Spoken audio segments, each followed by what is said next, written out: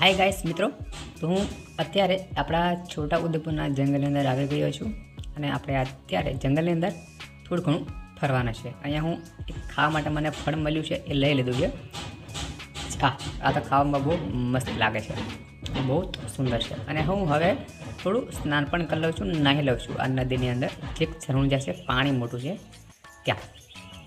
અને હવે એક ફળ પણ ખાઈ લઉં છું. આ તમે જોઈ શકો છો, હું તમને બતાવું છું. આ પણ એક મસ્ત લાગે છે, સારું હોય છે. પાણીની અંદર હું અત્યારે નાહવા માટે ફરી આવી ગયો છું. અહીંયા લોકો ઘણી જગ્યા પરથી આવતા હોય છે.